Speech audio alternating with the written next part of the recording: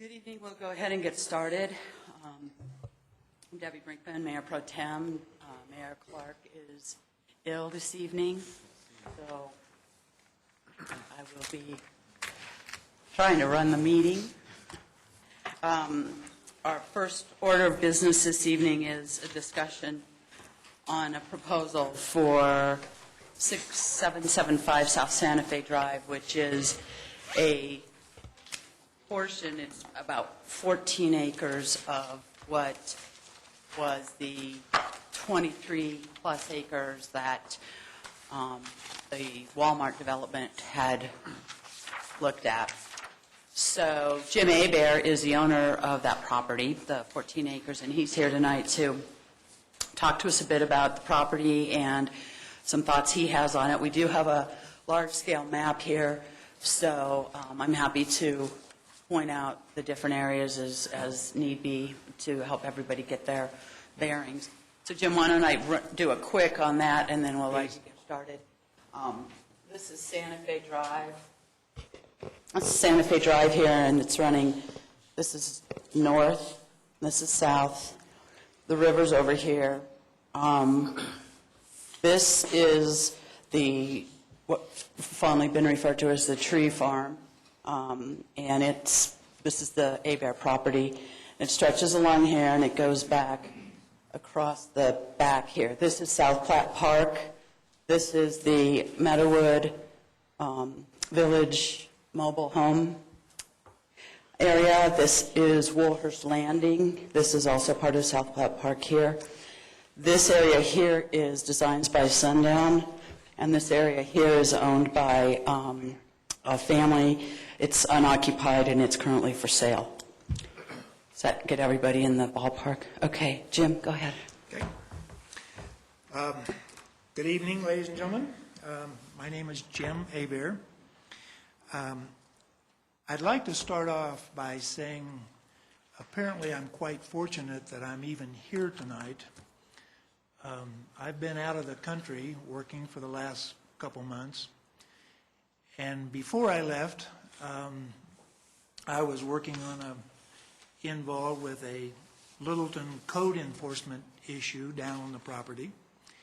And it turns out that while I was gone, I apparently missed a court appearance as a result of that. And unknown to me, but I was notified of this, and I guess as it became known that I was going to be here tonight, the question became, well, what do? We wait till he shows up and arrest him and take him to code enforcement prison or wherever you take guys like me. And the result, I understand some city officials got involved and at least solved the problem until I got back here and was able to take care of it. So thank you, whoever got involved. I appreciate that very much. You and the founder of WikiLeaks, sure. Yeah, exactly. I do sincerely appreciate the time this evening. I thank you for this opportunity to discuss 6775 South Santa Fe Drive. For starters, I'd like to give you a little information about myself and a little history of what's happened with the property, recent history. For a number of years, my wife and I, we owned and operated a petroleum transportation and terminaling business. It was a pretty good-sized business. Annual sales revenue was over $200 million. I've also been in the cattle business. I've been in horse racing. I've been in the food products business, boat and air charter business, and several other business investments. By the way, I don't claim to be a Littleton. I don't claim Littleton to be my hometown, but been around quite a while. We actually won our first horse race down at Centennial Horse Track a lot of years ago, and I recall we sold our very first bag of Colorado-style potato chips. I don't know whether anybody ever recalls that, but at the Toddy's Market, wasn't it? Toddy's at Riverfront. Obviously, this goes back a lot of years. So I've been around a while and seen a lot of changes.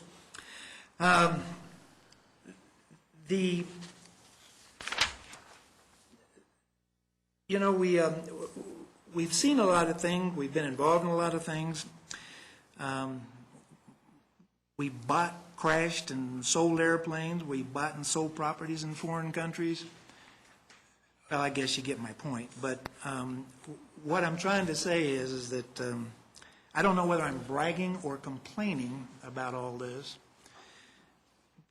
but I've never been involved in a business situation that's frankly been more difficult, more frustrating, more time-consuming than trying to figure out what to do with this property. It's become a main focus in our family and certainly in my life. But I know the city staff people have heard this story from me more than once, but I think it's kind of important to tell it one more time for the city council. The recent history on the property. We've owned it for about 10 years. For the first 5 years of ownership, we actually financed a young man that ran a tree nursery and a retail nursery on the site. That didn't turn out to be that good of an investment. He wasn't quite the business person that we thought he was, and so after a fairly short period of time, we had to close that down. Did nothing with it for the next 2 or 3 years. Cleaned it up. I can't tell you how many truckloads of junk we hauled off of the place. Actually, I can tell you, 22 tractor-trailer loads of junk we took off of that property. About 5 years ago, I came to the city and spoke with Mr. Gibbons. And my question was, what would the city like to have done with the property? Mr. Gibbons said that my timing was perfect, that they had just had some discussions and had returned from some type of a retreat, that they had identified several properties within Littleton that would be suitable for a big box location. And our property was one of them. I hired consultants, and in my opinion, they did a great job. They brought in a number of people for discussions. We talked to Target. We talked to Lowe's. Obviously, this was before they chose their present locations, where they are now. We talked to Kohl's, Whole Foods, Wild Oats, King Soopers, Safeway, and several others, including Walmart, of course. As we all know, Walmart liked what they saw and proceeded to get all 3 properties, I think everyone knows there's 3 properties involved in the Walmart deal, but they got all 3 under contract and started the rezoning and development process. Again, I think we all know what happened next, and there's probably no reason to dwell on that. That's old news, and we'll move on from that. But a few months after the Walmart deal was voted down, I came back to the city again and said, and I remember exactly what I said, okay, Plan A didn't work out so hot, what's Plan B? And I can remember, I thought it was strange at the time, but the only real advice that I got at that point was I should go talk to Debbie Brinkman and see what she wanted on the property. I will admit to you, I initially thought Debbie Brinkman was the last person I wanted to talk to at that point in time. And matter of fact, I've even since jokingly said several times, I might like to go burn her house down, but I don't think I want to go talk to her right now. But that's a joke. I'm kidding. Anyway, eventually I did get around to, I did get a hold of Debbie, and she immediately went to work on a project that I certainly liked. She set up several meetings that evolved into the concept of adding that back portion of the property, that back portion to the already existing Littleton open space property that lies between our property and the bike paths and the river and all that.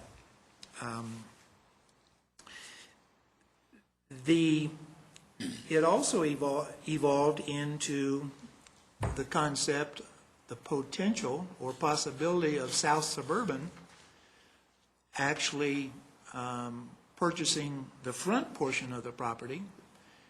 And you may or may not be aware, but that the property is quite flat. There are some outbuildings. There are some water wells on the property. This year? Yeah, right. And several water wells on the property. The concept being that the buildings, the water could be used for maintenance or watering on soccer fields or whatever they wanted to put in there, what was the concept.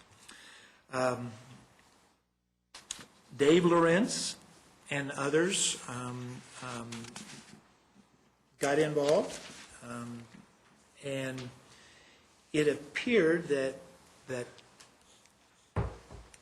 it was generally thought to be a good idea, maybe even a great idea, but it appears that city staff made it clear that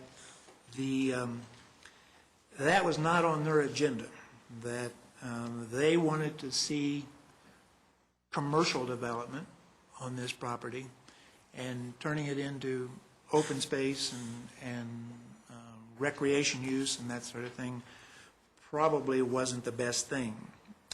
I'll be the first to admit that putting a commercial value on that property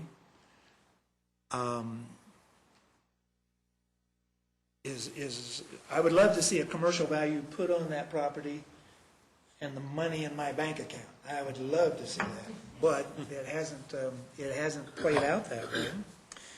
And it's become somewhat clear to me and to others that frankly there may be better uses for that property that pay greater dividends than money in the bank for me or for the city as far as that goes.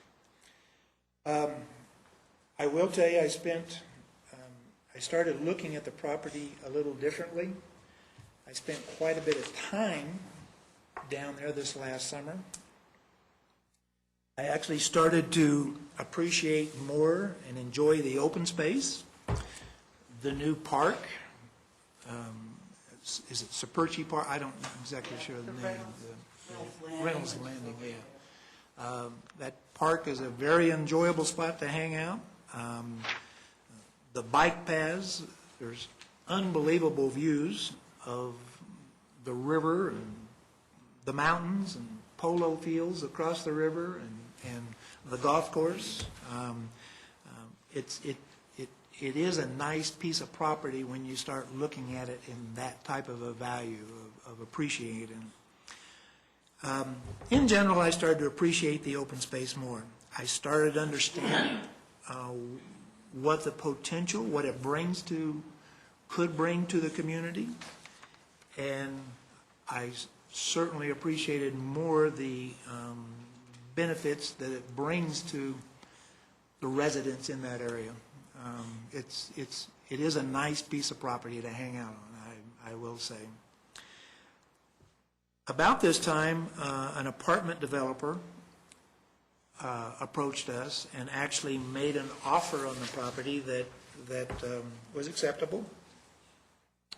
So the open space discussions kind of went on hold at that point.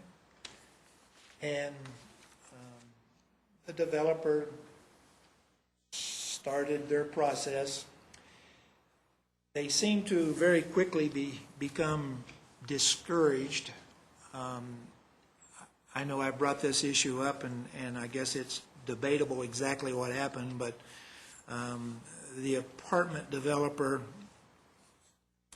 seems to was either told or it was insinuated or someone with city connections insinuated that apartments would never be approved for this property without retail development, either on the front portion of the property and or the other two existing properties that were involved in the Walmart. These people are apparently fairly well-known apartment builders, and but that's what they do, is they build apartments, and they weren't much interested in doing retail and or purchasing the other two properties. They shortly thereafter canceled the deal, and Debbie and I spoke again after that and kind of started this process over again. I can assure you, I do realize the value of the property as far as revenue for, and maybe in today's climate, much needed revenue to the city. I think that's a fact. I agree with it, but at the same time, I think we or someone needs to recognize the fact that retail, trust me, I've talked to an awful lot of retail people in the last several years, and retail at that particular site, it's, in my opinion, it's years away. Matter of fact, in my opinion, it's many years away. I think if you, there's still unutilized building pads down at Aspen Grove. There's an empty restaurant building at Aspen Grove. Not to mention, I don't know how many acres of, what is it, the Enzer property, which is across Mineral from Aspen Grove. Development talk has gone on about that property for I don't know how many years, and nothing seems to happen, and to my knowledge, nothing is currently happening there. There are a couple of other problems that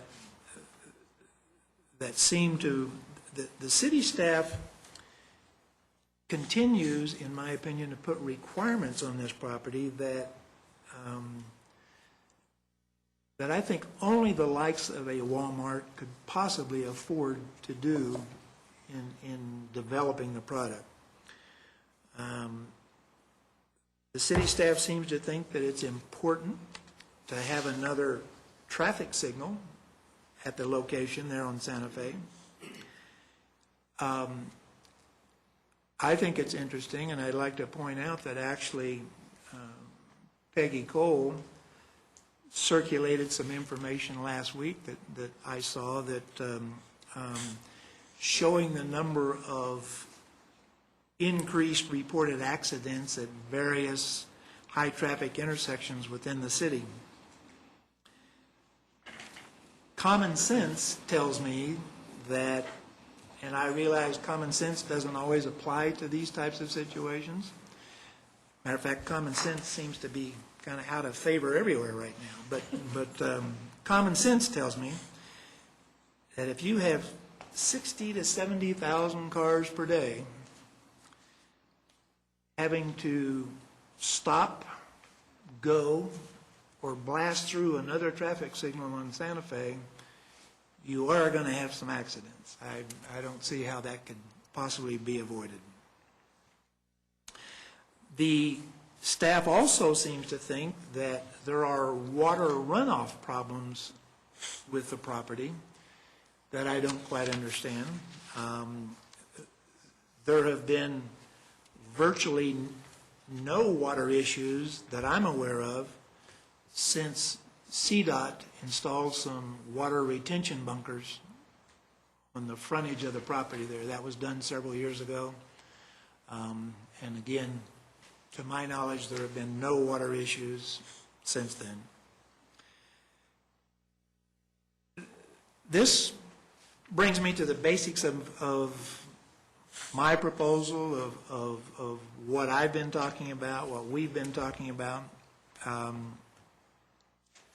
Granted, it might involve some out-of-the-box thinking, probably would involve maybe quite a bit of out-of-the-box thinking, but I suggest that we work together,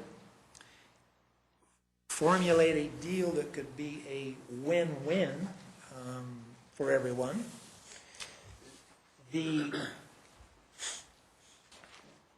What if we started with the concept of duplicating what was done with the Saperchi property, whereby the city takes the back half of the property and joins it, however that's to be done, with the current open space that's there. And the front half of the property,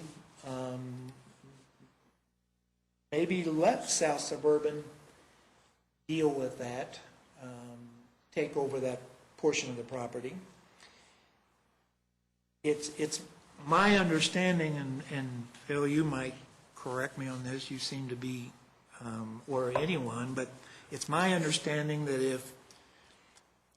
if South Suburban actually owns a piece of property, that it can be resold at a later date for commercial purposes. I don't think that's true with open space, excuse me, as I understand it, but with South Suburban, that can be the case. With that process, I mean, the city and I would be out of the mix. That's good news for me. That's the win for me. The city and South Suburban could, in my opinion, work together to decide how best to utilize the property. The current people, young couple, they leased that front portion, and actually seem they're getting ready to start their third year of operation. It seems like they're doing well. I'm not sure doing well, but they're doing okay to stay there. That is a possibility. I've had a number of people that I've asked around, what do you think I should do with what should we do with the property? And so, well, what's wrong with it being what it is? And frankly, I don't know exactly how that works, whether it's South Suburban or the city, but if they own that property, there's that young people are there. They would be interested in extending a lease. There's $10,000, $12,000 a month in revenue on that property, if that works into the mix or the equation. Obviously, in this manner,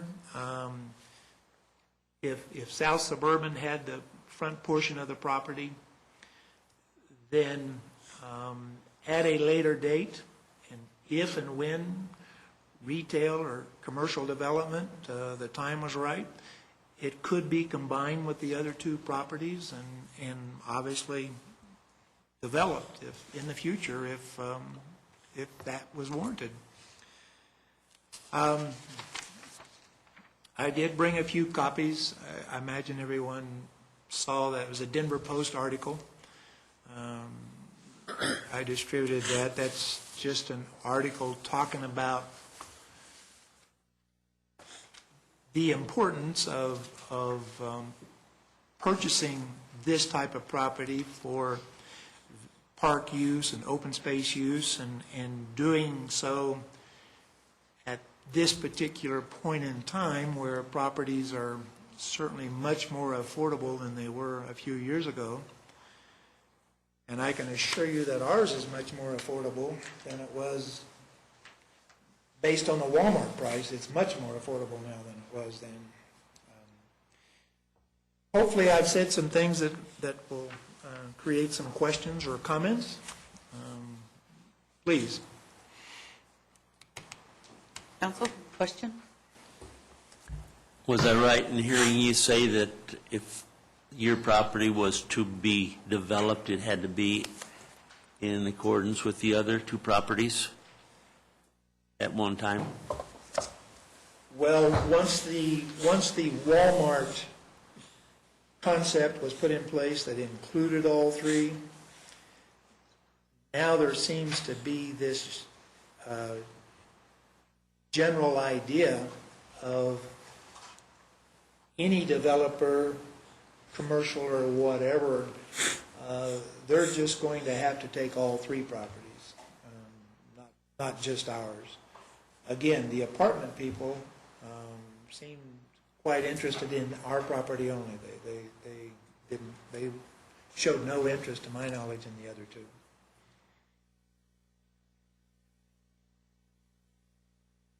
Bruce?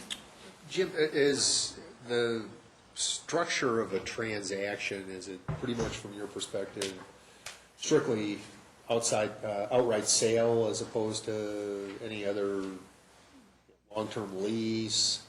Do you have any particular tax considerations or anything you're trying to? No, not really. Okay. There is some money that's owed on the property, and one way or another, I have to take care of that issue. So there's a lien on it at this stage? Yeah. Okay. Yeah. Okay. There's a loan on the property. Okay. Yeah. Okay. But other than that, certainly open to listen to any concept or idea. Has there been an appraisal on it since Walmart?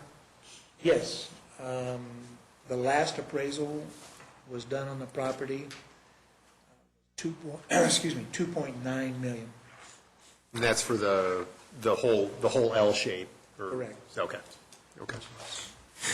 Short of 15 acres. It's 14 and something, actually. Different places show different numbers. Okay. When was that one? The appraisal? I don't have it with me, but I think it was about a year ago. Jim, I have a question, or actually more for Deb. South Platte Working Group it's still in stages. That consortium was looking at land acquisition along the river corridor. What would be the status of this in the context of the South Platte Working Group, Deb? Well, when Mr. Abel first brought the idea to me, it was in light of being working it within the South Platte Working Group. And we actually talked about it a number of times, and the money, the GOCO legacy money, which is what the group was formed to spend, this project wasn't in there. So as we kept moving along and we ended up having some projects drop out and some money sitting there, this project kind of stayed hovering, waiting for the opportunity to be able to get in on it. Unfortunately, what happened was about the time that the opportunity opened up for us to submit alternate properties to GOCO, was the same time that these apartment developers came in and put a contract. And so Jim said, can't have both of these going on. I'm going to, I need to pull out of the GOCO thing. So we did not submit. 1 week before the submission was required to go to GOCO, the apartment guys pulled out, but there was not, that submission needed to come to council. Council kind of needed to bless us putting that in, and there was just absolutely no time for us to do the prep work on it, get it in front of council, you know, give it its due. So that's why this whole plan is not now part of that working group. That's why he's here talking to council, so that answers that. Jim, you mentioned you've had some discussions with Dave Lorenz and South Suburban on that front, and even outside of the South Platte Working Group, South Suburban will work with consortiums, groups that considering or have gotten involved. And you maybe give us a little bit more on what's the status of those discussions or where they've been left? Yes, and I'll be pretty frank about it. Mr. Lorenz obviously is not here to confirm or deny what I'm about to say, but I had a private conversation with him, and he said, Jim, we like the property a lot. It fits into our plans, but the city does not. They want commercial retail development there. We work with Littleton too closely, and I can't go against their wishes. So I feel like my hands are tied. Yeah. And Jim, I'm going to confirm that very statement. We exist on sales tax in this community primarily, and we need the commercial development. And whenever you start looking at adding more rooftops to the city, there's a direct cost to us of providing the services that are needed to go to that. And we need to offset that by retail and commercial development. And that is exactly right, that we need the commercial development. And that is a prime site that was identified by a previous council as a site that would, when put together, would work very well for prime retail. And if Walmart had come about, we wouldn't be in the financial straits that we're in right now. Sure. But we're there because of a decision that was made by the citizens to not do that. And so we're suffering from that. Everybody's suffering from that. But that needs to be strongly considered to keep that as a retail. Yes, as a matter of fact, I was told from day one that resident, don't even think about residential because of the reasons that we just said, that it's been identified and earmarked as a commercial piece of property, and that's the way it needs to go. I guess, Mr. Taylor, my only response is I've pedaled that sucker as hard and fast as I can for 10 years, and I've made no progress, I don't feel like. So I'd like someone else to pedal this sucker for a while. I'm sorry, but just for clarification and to add some footnotes to this conversation, the conversation that Jim alluded to about the city staff saying absolutely don't consider residential is not accurate. Jim, as you know, about 2 months ago, I sat in a meeting with you and your apartment builders right next door here and said if they wanted to submit an application, we would process it. To take council back, Jim is correct that when he talked to Chris in 2005, and as Mr. Taylor said, we had gone through a study looking at, because all this council knows, we've talked about Littleton having very little development land left. We're probably about 85 to 90% built out. And the analysis that Mr. Aber was talking about, that Chris was talking about, that we did in 2004 and 2005 were what were the parcels that were still even viable for commercial and or residential development. Mr. Abear's talked about the Enzer piece, and that's a multi-use because it has about 700 or 800 residential units zoned on it. So it's a very How many much. acres is that? It's about 100. 100 acres. And so there were about 4 sites, the Enzer parcel, this parcel, what we call the Flying Bee, which is the north side of the Boeing Ranch, and the Marathon property. The issue, the policy issue, and Jim's right, I mean, we went through the whole Walmart episode. We supported it. The citizens had a different vision for it.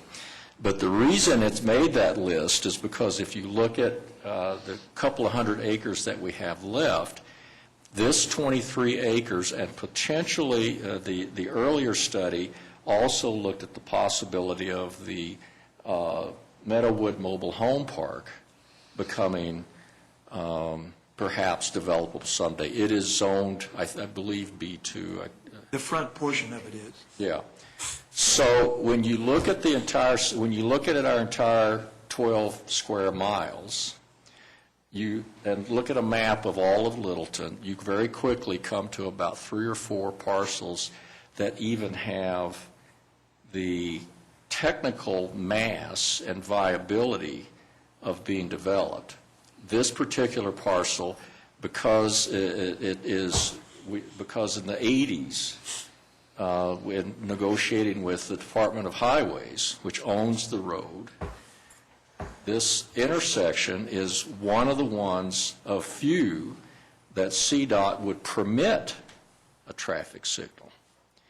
Without the traffic signal, I can tell you virtually it's going to be impossible, and which is why Aspen Grove is where it is.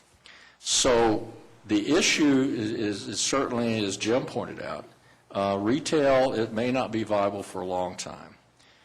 The idea, though, but we've worked with some residential developers. In fact, we have 2 successful ones, Trammell Crow on the old Electron site.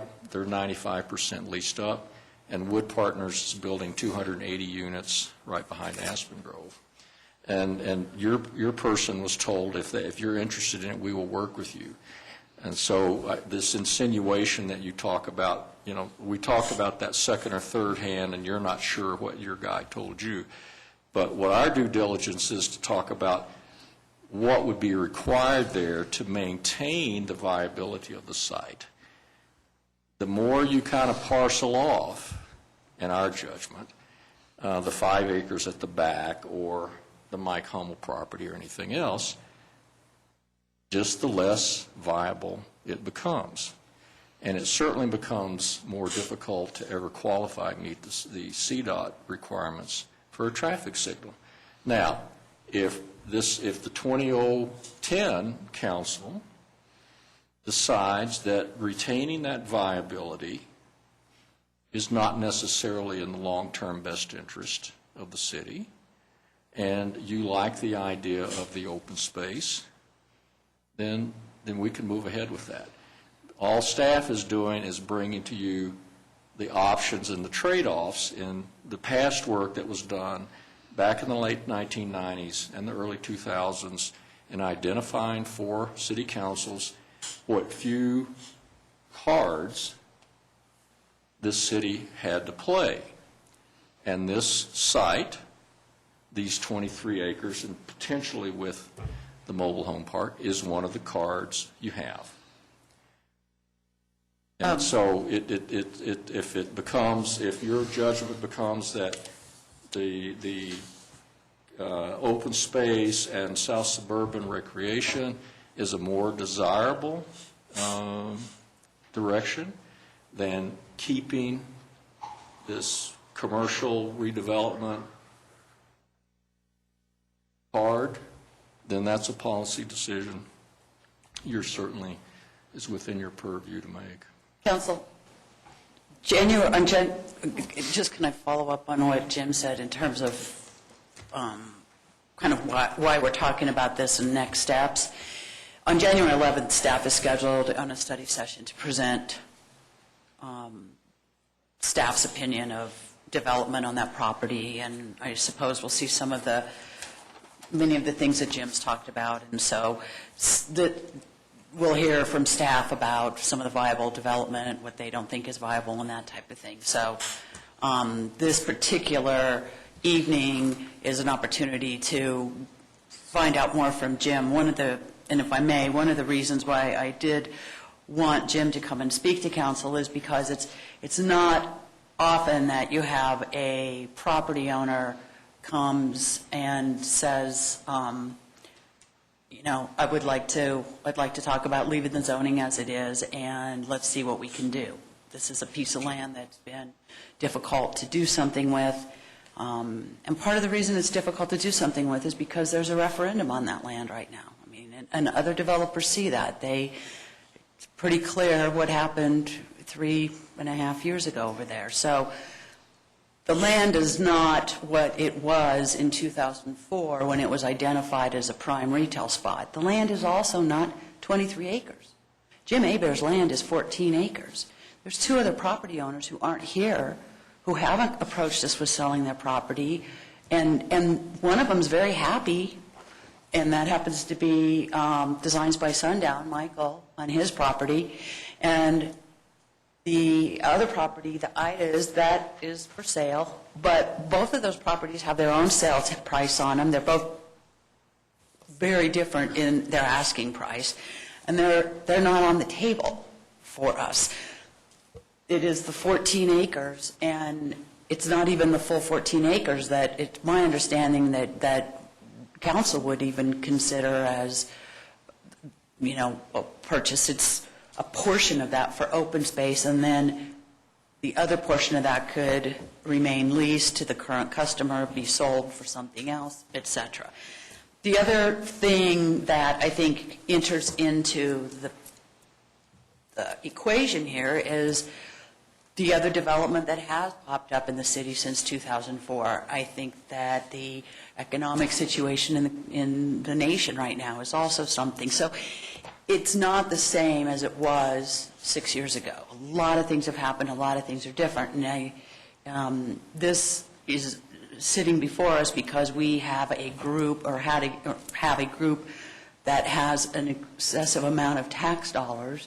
Well, I could say excessive, some may not agree, but does have tax dollars for open space that need to be used for those particular things. So there is available money and there is available funds. And that plays into part of the viability of these types of options now, too. Just a little background on that. Peggy? Well, first I want to respond to something Jim Taylor said, then otherwise, and ask a question. The Walmart would not necessarily have solved the city's problems. One of the issues that came out during the hearings is if you bring Walmart in, it has impact on other people who already have businesses. So, and in this economy, we have no idea where we would be, particularly with Costco opening and Walmart in Highlands Ranch. We just have no idea. We might guesstimate, that's all. But I have a question. If I remember correctly, I'm Jim Woods. Charter, I think, says if we have parks and we want to sell them, the citizens have to approve that. Yes, Is that ma'am, that right? has to go to a vote. Is that the same also for open space? I'm not remembering that. I think we've talked about that, but I think Suzanne feels like that the charter language would apply to it. I'll let Suzanne speak. The open space IGA specifically states you can't sell that property, I think, without offsetting it with another, or there's an additional restriction in the IGA. So if you take the open space dollars, there's the charter section that says if something's used as a park or you purchased it as a park, you can't sell it without a vote of the people. But that charter provision existed, well before the open space dollars came into play. And the open space IGA prohibits that sale, except that then you have to refund the money for it back to the open space dollars, or you have to offset it with So another. you kind of have project. different pots of, what Suzanne's talking about is the county share back. Right. And the IGA, which says supposedly we would certainly use county share back money for part of this purchase. So then in that event, if you were to sell it somewhere down the road, I think what Suzanne's saying is the IGA, you have to pay the money back to the county share back program. But The what- Conservation Trust Fund, which would be the other source, and I don't know if the Conservation Trust Fund requirements, which comes through the lottery money, I haven't looked at the statute on that for a while as to whether or not any of that land could be sold, or whether we'd have to pay it back to the state. Yeah, I haven't looked We at might that have one. to take a look at that. So, That part often has a conservation. I'm sorry? That part of it often has a conservation. Thank you, Phil, because well, wait a minute, am I right about that? And that was like our The acquisition. GOCO money certainly has to have a conservation easement on it, so that locks it up forever. I don't know about lottery money, but anyway. So Now, there's and- probably some strings attached. Then there are other pots potentially to tap.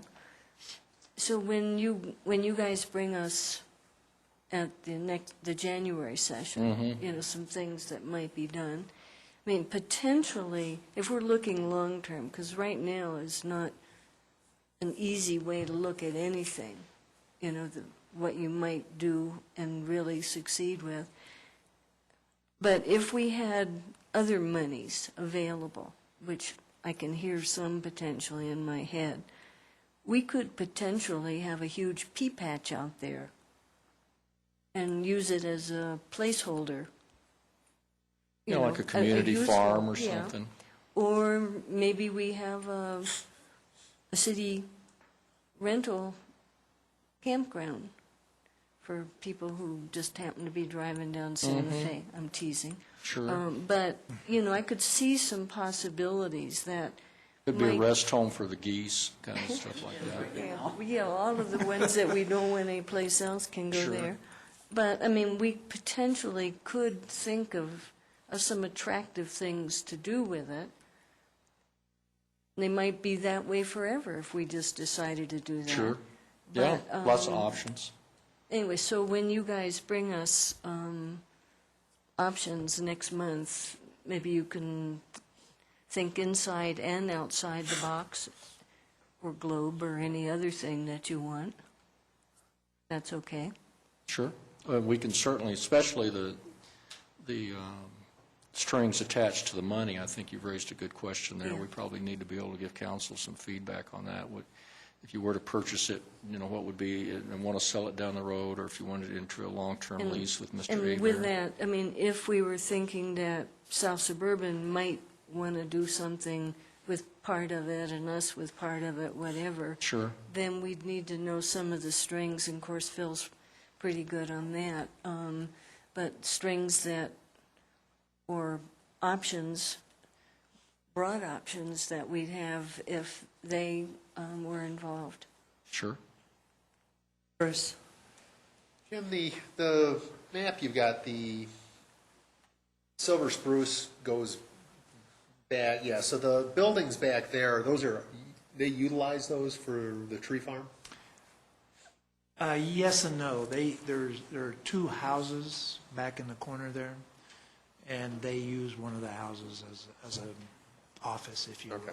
But they're not necessarily critical to their operation. Matter of fact, if they had a little more long-term type, I mean, obviously they're aware that I'm trying as hard as I can to do something, but if they could operate actually with that old greenhouse and probably put some other type of structure out front for the office. I mean, it's, So essentially, under ideal laboratory conditions, you're trying to sell the whole 15. absolutely. Okay, but hypothetically, if we wanted to either take the back 5, or I don't know what the right number is.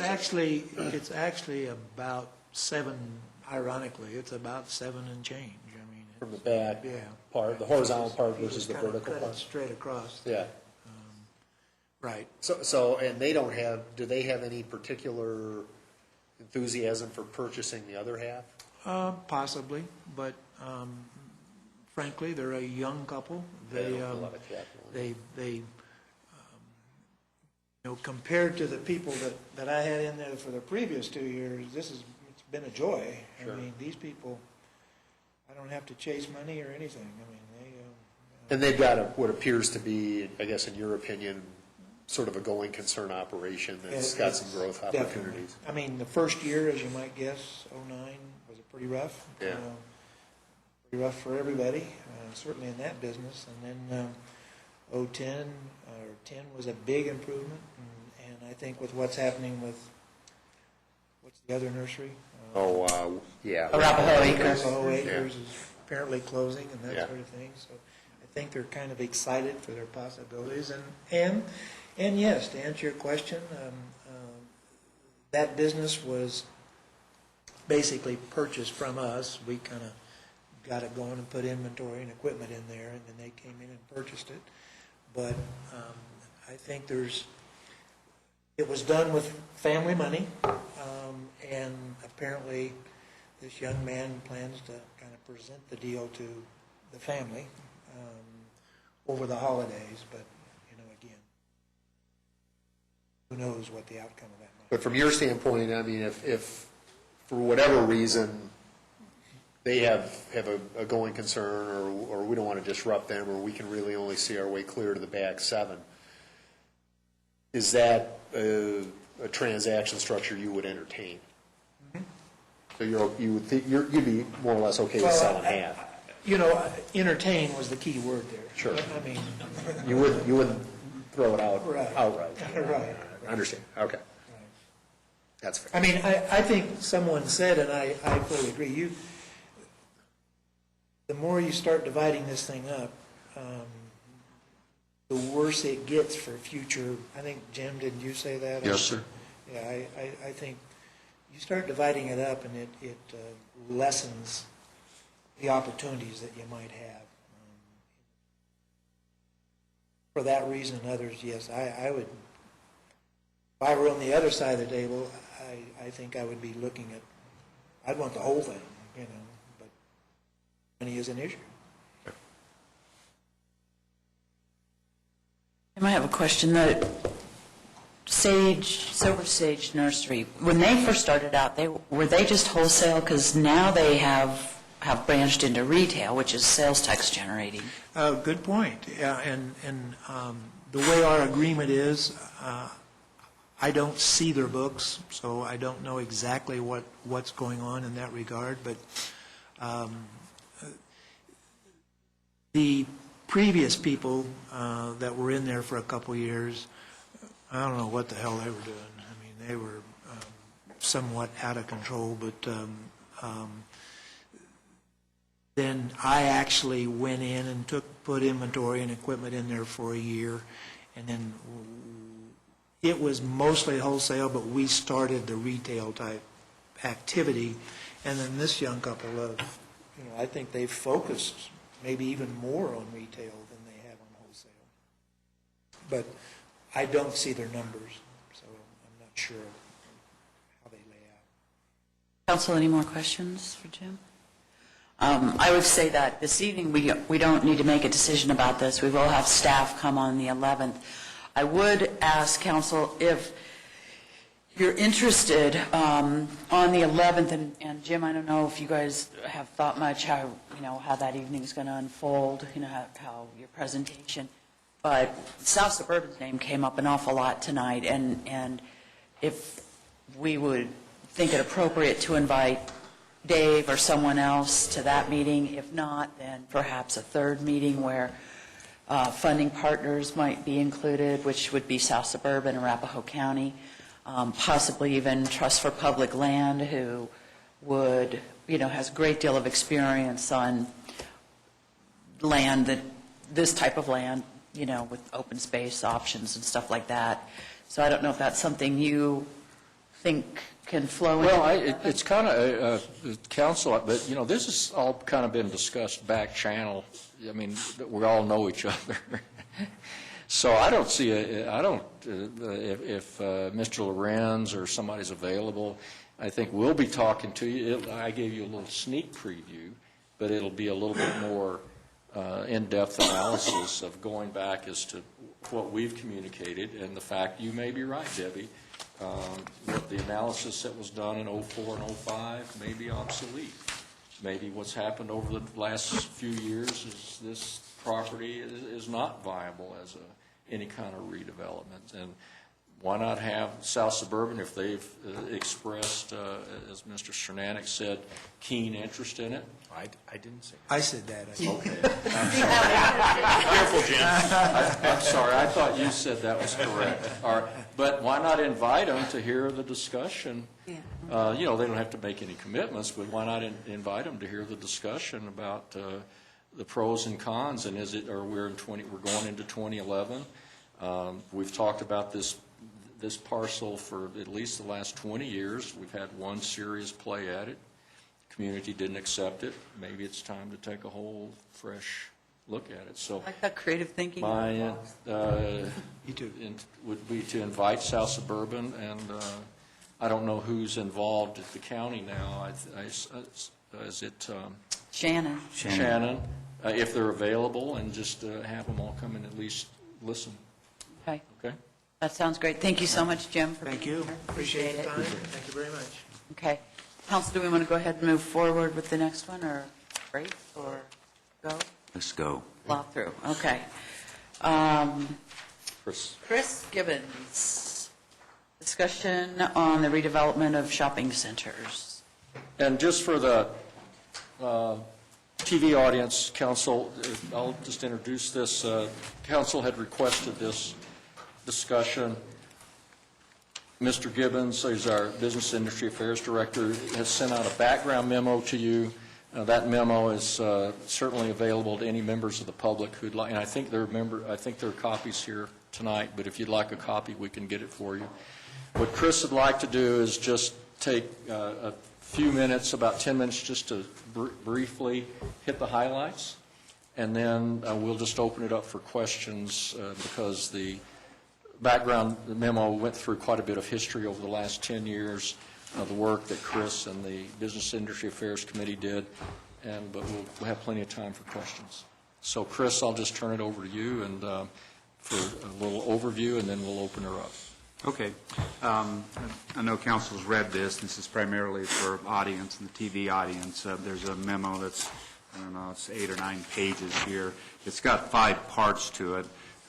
There's a background on BAC reports that were filed over the period 2001 till 2007 addressing this very issue about shopping center redevelopment. And I'm not going to go into each and every one of these reports, but we sort of pulled out the key phrases and recommendations out of each one of those years. Probably the most important one was in the year 2004, which is now 6 years ago. There was a 40-page report, and within that there was a shopping center health rating chart that went through every shopping center in the city, rating a number of factors, as well as the sales tax generated by those centers. And kind of the key summation of that is there were a number of centers that were very marginal in terms of sales per square foot, and they tended to be located mostly on the north end of town, but not completely. There's a second section in here, and that is a sort of a restatement of other redevelopment efforts that have gone on over the, say, last 6 to 8 years. There's probably 2, maybe 3 categories of efforts that went on. The first would be things that we worked on as a staff and as a city and were very successful at. That would be what was the old sewer site and the Hugh M. Wood site, if you remember when that was in town, is now the Lowe's site. I think staff met 30-some times with those property owners and those developers before it was even given to council to negotiate the final steps of it. There's a kind of a subset category, and that is there's at least another 4 centers that we worked on extensively. Some of them we authorized studies. In particular, Centennial Square, we authorized a joint study with the city of Inglewood. There were 20-some property owners up there.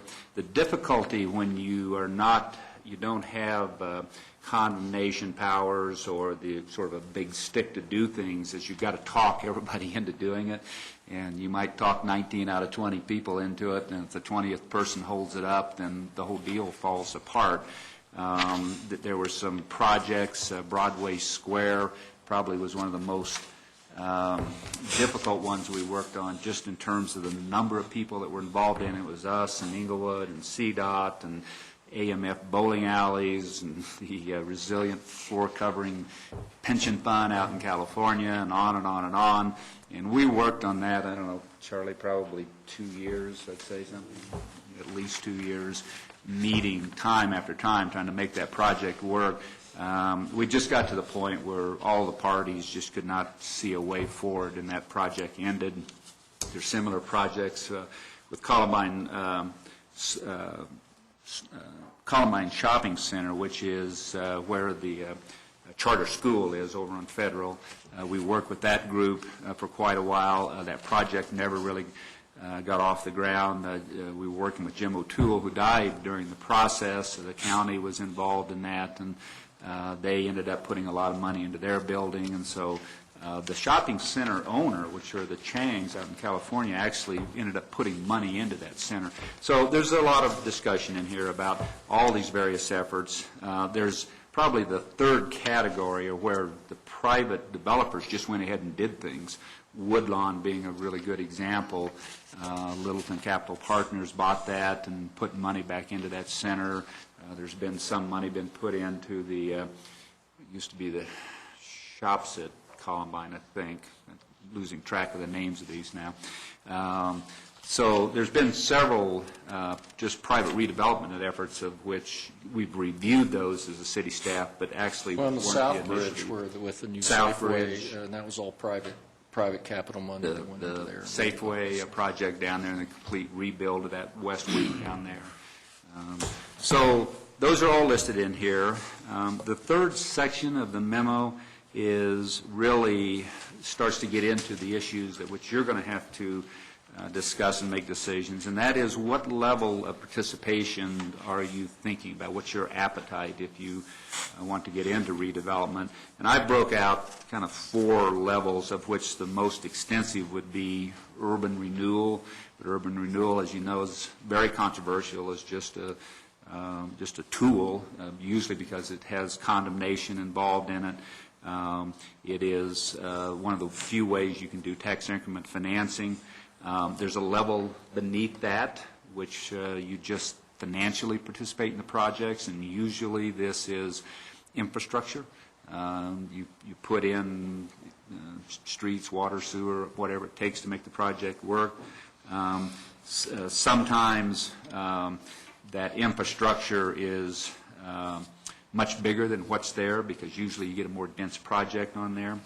A third level is you're sort of coming down in terms of intensity and cost and emotional conflict and all those other things, would just be a convening, coordinating role, and that's the role that we've played over the last 6 to 8 years. The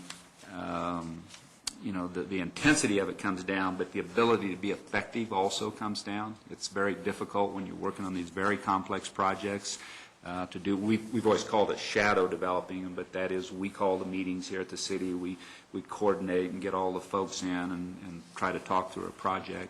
The last level would be just simply district formation. This allows developers to finance projects, so you get special districts and metropolitan districts and water and sewer districts and business improvement districts and the various things that state law allow.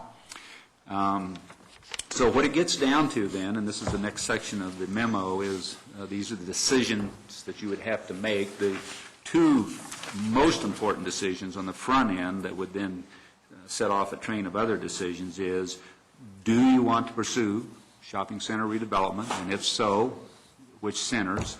And secondly, what level of involvement would the city be? Obviously, we've got tight budget times, and the higher that level of involvement, the more money you're talking about to do it, not only money into studies and consultants and the project itself, but you're probably going to bring on staff people that are specialized. When the city ran urban renewal projects in the past, they are actually not an independent entity, but I'd call them quasi, I don't know what the formal, called quasi-government. You appoint them, but they have their own staff, and if you remember, Tom Christopite served that role for many years. And I think, Jim, you were on the Urban Renewal Authority, if I remember right. I still am. And still is, still are. So if you would then make those two decisions, which would then give direction to the staff that we're going to go down a fairly major road here, there are these other issues, which is we need to select the projects, you define the boundaries, they have budget implications, and what are those feasibility studies and return on investment, as Bruce brings up pretty regularly. What is the timing? It is not great development timing out there right now. Very few developers are doing anything. DRC gets canceled, their Development Review Committee, probably half the time, if not two-thirds of the time right now. You'd have to make decisions about who's going to be lead department. There's my department, there's Charlie's department, city managers, Dennis's department, and then that then has staff commitments behind it. You would pull some people off doing what they're currently doing and reassign them, and you'd have to have questions of, do we have the right staff, the right skill set to do these kinds of things? So the last section of this is, if you give us the go-ahead, we make some suggestions on initial steps. We would make probably a fairly significant recommendation that there be a council steering committee, and that it maybe have recommendation or representatives of the planning commission, maybe a developer, a property owner, staff person, or whatever, so that there's a fairly significant body that's running this operation and sort of setting direction all the way through. You probably want to talk with developers. You probably want to talk with the property owners that own the shopping centers. A lot of those folks are out of town. They're big operations. They're big national shopping center owner corporations. If you've got zone changes, you probably want to take that into consideration and get an early feel as you go into this as to what's going to be feasible out there. Budget allocations, timing, all of those sorts of things. So that's what's in the memo, and the discussion was requested by council people, and we're here to answer questions and take direction. First. Chris, thanks for this very much. This council is a very comprehensive discussion of both the opportunities that would potentially be out there as well as the process, and I think it's excellent from the standpoint of level setting. I sort of view this whole thing as a bit of an extension of some of the conversations we started having or commenced back at the February council workshop last year, where we started dabbling a bit in terms of the whole economic development concept. I guess, Chris, from my perspective, I think, you've absolutely covered the gamut of what's potentially doable in this arena.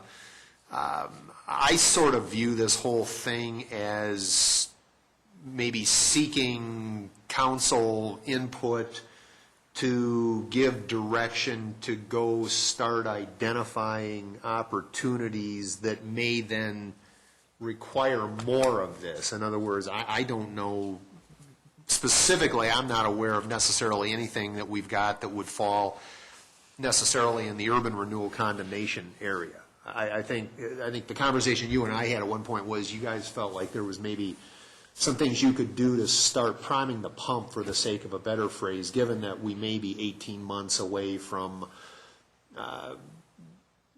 hard dollars starting to move around in this area, but that there's a lot of potential foundation laying that can be engaged in at this stage of the cycle such that if one or more shopping center starts to move and maybe needs infrastructure or maybe needs a district, then that's where the focal point goes on it. But I guess I council sort of view this as, you know, I think there's a school of thought that says you can, you know, activity may happen or should happen without the city's involvement. I think the other side of that coin is that the probability of success of one of these things actually moving forward may go up if the city has a seat at the table. And I think our fiduciary responsibility to the citizens, given a challenging budget environment, is to at least make the resources available and to start kicking over rocks to see if there's a potential deal out there. And we can certainly then determine down the road what makes sense from the standpoint of a lot more of the specifics of these. Is that an unreasonable approach? And I don't want to be hiring a bunch of staff to do urban development. Well, let me just interject there, Councilman, and I think when Chris introduced it, he said what we need tonight is where's council's level, what's your appetite? Right. If council is saying with staff, we understand this menu that Chris has given us, but here is the specific, here's what we'd like for you to go do. We would like, a reconnaissance of, 10 centers? You mentioned exploring opportunities. Well, we need a little bit more specificity. As Chris said, as he went back and it indicated to you that the various things had been done with BAC where they did field trips. They had actual shopping center owners come in. The study that the CU Real Estate School did was a very extensive study with its center there on Bellevue, where they actually looked at pro formas, investment rates, and actually engaged with the owners. So that's kind of what we need to find out, because if you're going to really sit down and talk seriously with an owner, let's say about infrastructure, whatever it might be, access, as Chris said and Charlie said, we spent 2 years working with the center up there where the antique store is and the bowling alley. Right. I mean, we spent, I can tell you, the dollar value of several thousand staff hours looking at traffic, with traffic analysis, working with the city of Inglewood, working with the highway department, talking to the AMF was at that point in time was purchased as part of a huge corporate buyout. This investment group, I think it was Carlisle or somebody, bought like 500 of these bowling alleys. So then we were talking to corporate people in New York. Right. The pension fund in California owned the antique store. So when you say go explore, there's a wide range of explore means how much staff time, how serious do we want to talk about with investors, with pension fund people. And they're going to say, okay, where's the city? So there's sort of a general benign level of exploration. Let's go have some exploratory talks, what's your level of interest, and then you ratchet up from there. So we're kind of looking for where the boundaries of the work program that Chris and Charlie and Dennis, if we're going to talk rezoning, what's that level of intensity? Well, Does that make sense? Yeah, no, it does, but I guess I sort of view it a little bit as per the discussion we were having with Jim Hebert, in that, you know, over X number of years, things may change. Mm-hmm. And again, I don't view wanting to dedicate staff and consume mass quantities of staff bandwidth from this in terms of really chasing ghosts, if there isn't anything out there. But I view this as absolutely a process, and I kind of think, again, per the discussions we had, you probably are literally 18 months away, given where the economy's at and the availability of capital and general uncertainty. The markets are starting to turn, but you're not seeing a lot of people investing a lot of hard dollars. But beginning to make those contacts and to re-up and just to revisit where some of those discussions were 2 to 4 years ago, different players may be involved. I understood that the pension guys on the old Safeway and the Antique Mall were in the process of selling that property. This was a couple of years ago. I don't know if they ever pulled the trigger on that. We hear lots of street chatter Yeah, about that. I don't know. Yes, sir. And I don't know where the. Well, and that's what I mean, I guess we just sort of need, is Sure. it a letter, a letter from Chris or a letter from the mayor that says, "Dear shopping center owner, we're interested in what your thoughts are, what your interests are," just an introductory, how's it going, that we know, for example, we go online, we can find out who owns it. We know the Changs in California. We know Yeah. the last time we talked to them, they've got that long-term lease with the charter school. They've got a Christian outreach in there. They're probably not going anywhere. They're pretty happy. Yeah. You can certainly understand that. Maybe we write a letter, maybe write a "Are you still happy" letter. Or are you still, are you thinking you might want to do something? So that's just kind of the specificity, I think, that we're looking for. Is it just this introductory thing, or where do we want to go from here? So you're right on target with the kind of direction we need. Okay. Jim? Chris, I appreciate this report. I think you did an admirable job of pulling all this stuff together and putting all these ideas before us. But I'm going to answer your first question that you asked, and that is, I don't believe in these economic times with our budget constraints that we need to be doing anything in the redevelopment of shopping centers. It is just not the appropriate time. And if owners decide they wanted to do something and wanted suggestions about how they could help redevelop the center, I think we should be willing to listen to those proposals, and including even what the city's participation would be in that. But I just think right now I would put all this on hold. I'm not too enthused about moving forward with the city doing anything on redevelopment of any of these shopping centers at this current economic times. Peggy? So I have a question. Chris, you said the out where the charter school is, or maybe Jim, you said, the CU group? CU Real Estate Yeah. School, yes, ma'am. Talk to them? No, that was the Centennial. The Centennial Okay. Shopping I Center. thought you said that one with them too. So No, ma'am. So why did they decide to go ahead and do something at the charter school place? What motive? To kind of upgrade it? Yeah, I'd be curious to see what their thinking was. And the same with Woodlawn. Seems to me Woodlawn is really doing some great stuff. They've even, and it wasn't mentioned in here, they redid the asphalt in there too. So they went in, and I think it's paying them. I think this is succeeding, but I'm curious as to why they took what we might call a risk to do that. So finding out those things would be of interest to me. I'm not any more eager than Jim Taylor is to do something major now, but it seems to me, and I'll go back to what I said at the workshop in February, there is this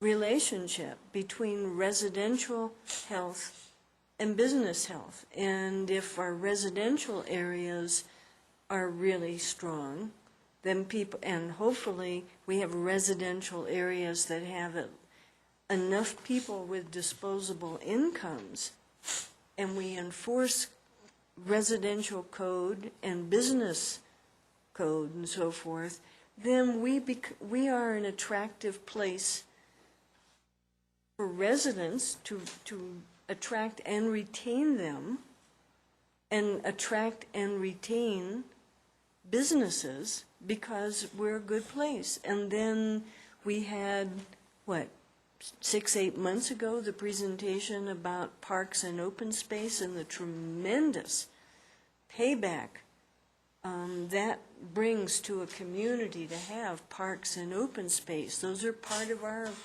big part of amenities in addition to the cultural attractions that we have here. So it would seem to me that a big guiding light for us is to make sure that we keep ourselves as attractive as possible for businesses and residents to want to come here, stay here, and not, in these difficult times, let anything that we're doing for the city deteriorate. Now, I know Charlie's staff is really working hard to try and make sure the streets stay good and so forth. But trying to keep our infrastructure and these other things really being attractive. But also, since we all get the Colorado Municipal League newsletter, the December 3 issue, inside is an article, 5 common issues cities and towns face and how to tackle them. And they focus on common issue number 4 in this issue, business retention, expansion, and attraction. And it seems to me there are a few things mentioned in this that we could look into. For example, it says, are you supporting your local businesses and merchants, et cetera, et cetera? Well, we have the wonderful economic gardening, which they don't mention that specifically here, but we do support that. But there's several things in here that it suggests to do, some of which I don't think we're doing, like is there a way for visitors and residents alike to easily find out which services and goods are available in town, blah, blah, blah, blah, blah. A simple directory, whether printed or online. Well, maybe looking into an online directory, I don't know on this, but that they're suggesting the city do this. They're suggesting inventory, to do an inventory of products and services available in town and create material to highlight them, so forth. Conduct a vacant, they say downtown property inventory, but since we have a downtown, but we have several different areas, but maybe we want to do inventories of vacant areas and post it online. But anyway, so if you guys might look at this and see what, if anything, you think might be worth following up on. Be happy to do that. Because I think the thing is to keep us being attractive and to try to get, as the economy starts getting a little better, filling the vacancies that we have with, just filling vacancies. Okay. And anyway. Bill, did you have some? Yes. And Bruce. Chris, thanks for the report. Although one might have been missing, which is one we can also learn from, is our own riverfront project and how that one worked, which was where the city got a little more involved than what at least some folks have a taste for in going to that extreme. So just one to mention there. And, we balance off respect for property owners. But in a number of these, I have first a question, which is, in a number of these reports, it talked about a commercial maintenance code. Has anything ever been done with that, or to what degree? No, I don't believe anything at all. We explored it, and I can't remember, I'm sure there's something in the file. I can't remember the last time we had it in front of a council. I do know that there were significant concerns by property owners about a commercial maintenance code. We can go back in the city clerk's records, Phil, and get that for you. Because at that time, the council at that time said, we understand some of the issues. We do not wish to move ahead with a commercial maintenance code, but we can get you the background on that. If you could resurface that, because there ends up being a balance of respect for the property owners, but also at least what has come up in a number of national articles, and that is where, particularly in difficult economic times, property it gets to a point where it's no longer recoverable, and then we end up with something that might be needed, which is a little more drastic. And I guess I would weigh in at this point in time and say I would be very much in favor of at least doing some reconnaissance with those folks that are property owners on where are they, what's some of their intent. We have done some things that have happened in the city that some of these property owners might, because they may not be here, may not be aware of. The fact that we've had a $28 million building activity that was done at Mission Hills. We've had a $4.5 million property renovation where with Mercedes of Littleton, where the city helped not do anything particularly special, but it helped facilitate in gathering that together. And I know Terry Minnick has spoke very highly of what the city was able to do to help folks upgrade existing facilities and be in a position to do that. And didn't require a whole lot of investment on the city's part. Yet there's an opportunity to take some of these folks that have done upgrades or have done construction efforts and saying, hey, we're favorable for that. So as you may be looking at your portfolio of properties out there, Mr. or Ms. Property owner, commercial property owner in this instance, recognize, hey, this might be a great place to make sure when you do have that opportunity to invest or enhance your portfolio, this might be a great place. And to sit back, not do anything, I guess I'd kind of see that as possibly a lost opportunity. And it's sometimes referred to in the marketing area as drip marketing, which is making sure that folks are aware that we've been doing some things and just getting out and asking the question and saying, hey, we have an interest. Not sure what we can do. I know that my personal appetite might be one where at the most on the spectrum that you're talking about, if someone came in and there's some level of infrastructure we can do to help some folks along the way that isn't inconsistent with some of the other things we might be doing, that would be one. But certainly the coordinating or trying to find a way to convene if that's there. And I guess from my personal perspective, I'll plead a level of ignorance on the district formation and what that does for property owners. But if it's not taking from the city's coffers necessarily, but is allowing folks to help facilitate what would be something that would be good in creating wealth overall for the community, that would be a good thing. And Peggy, on one of your points, which is residential and commercial, it's kind of one of those things which is chicken and egg.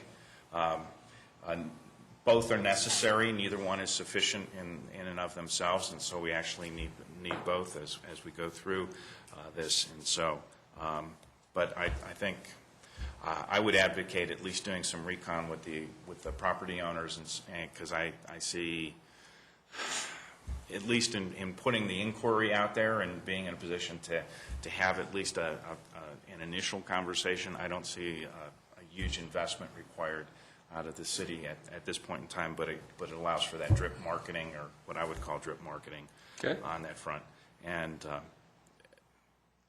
in this concept, as well as what we were talking about with Mr. Hebert's property, and that is, we kind of need to keep in mind our overall fabric, and I think it's represented mostly by our comprehensive plan or our master plan to say, well, what are we going to be doing with parks and commercial property as well as residential, and making sure that we're having some level of discussion or awareness that goes across all of that.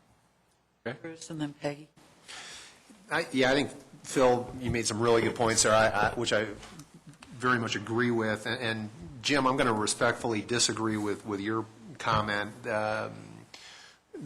Business owners, guys that run properties or that have business interest in these types of centers, as with most business owners, are stretched very thin. They've got a lot of balls in the air. Even in a down economy, they've got a lot of stuff going on, and they absolutely respond. If somebody makes it easier to do business with them, they generally are going to tend to be responsive and to do the business that's easier to do first. So I think while certainly the economy remains challenging at this juncture. The intent here by doing the reconnaissance that Phil's talking about is to essentially get ahead of the curve and pull the timeline forward such that when the decision is made to allocate capital to a project, they're more favorably disposed to allocate that capital to Littleton as opposed to Denver or Arvada or something out of state, so forth and so on. And the way we do that is by establishing, my opinion, is by establishing the relationships and the dialogue and the communication lines with these guys to figure out what things we can do to help them get through the process faster, whether it's streamlining code reviews, whether it's infrastructure, whether it's setting up a district, whatever the answer ends up being. To me, that's the opportunity, and I think now is exactly when we need to be doing that, because if we wait another 12 months until the economy's better, a lot of this work's going to be being done by other municipalities who are trying to get ahead of the curve too. So I'm in favor of an element of reconnaissance here for sure. Peggy? Yeah, about three things here. Just to clarify, Phil, I wouldn't at all do in the chicken-egg thing that you referred to. I was just saying we got to keep this an attractive place to, a good place to attract and retain, the people that can spend money. And it dawns on me, I don't know why I forgot this, we're into motion minutes, and yet we haven't had any motions, and we had lots of good ideas come out that I don't know anybody's too much disagreeing with. So is it possible in these minutes that we could at least have a list? Well, I was going to see if either Mr. Trujillo or Debbie hasn't weighed in yet, but then sort of read back to you what I heard is at least two specific homework assignments for staff, and then I think maybe it would be appropriate for a council person to make a motion. But you maybe, Debbie, want to either have Jose, or then you might want to voice your opinions. And then, so another thing, I think it touches on something that was already said, and that is asking businesses what, if anything, we might do to help them do better. I mean, I have no idea whether it might be certain businesses need something that, maybe there's a huge pothole in front of their place, although I suspect we would have heard that one. But is there something we might do that would be helpful? So I'm hearing, the phrasing I'm saying is reconnaissance survey. That's kind of what I'm hearing, and so I think we need to maybe have a little bit more discussion. We might have to define reconnaissance. Right, and surveys, what specifically kinds of questions do you want to ask? I think what Phil talked about is sort of the drip marketing. It's like, hey, here's some things that are going on, how's it going, what's up? I mean, so the content, I think we'd have to kind of figure that out. Yeah. But some of it may get into, and like I said, you ask about, well, why did some of them invest? Some of that gets into some private, proprietary financial information. So there's sort of a range of, they may just say, well, our pro forma, we bought it at a certain base, we had a certain expectation of return, tenant leases were coming up, and so we upgraded all the facade. I mean, I'm just making stuff up. But so there's sort of a level of how much detail, and then there's sort of this broader, what can we do to help? They might say, well, why don't you do something about the stop sign in front of my business, or why don't you do whatever? I mean, Jose? We've discussed this numerous times through the years, and most generally what we've come up with is the fact that we do not own these shopping centers, so we have to be very careful as to how we approach them. And the issue here at this present time with our economy is, I think it's the wrong time to go after it. If you want to help these people out there, bring cash. And that's basically what they need to have if they're going to increase their business or upgrade it. That's one of the problems they're having right now, is the fact that they can't get a loan. Worst thing you can have in this business right now is to own your own place, because you don't have no credit. You can't borrow nothing. That's kind of stupid, isn't it? But that's pretty much how it goes. You're property rich because you're paid off your property, but at the same time, you don't have a credit with a bank in order to borrow the funds it needs to upgrade whatever you need. I would say that we could put this off until a later date because of the fact that we're going to be tying up our staff, and there's not a whole lot we can do right now. You can go and ask them a few questions and see what they do, and they'll tell you times are tough. We can't do anything else right now. So I would like to put it off for a while and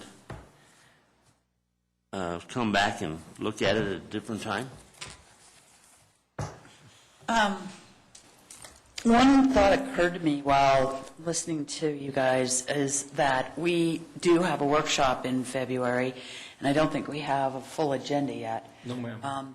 The issue of economic development, the issue of a number of the things that came out of the BIAC committee, a number of issues have percolated up over the last few years in regards to developers having stumbling blocks with the city, things that they felt could be made easier, others who didn't understand the process. We've talked about a planning commission, 101.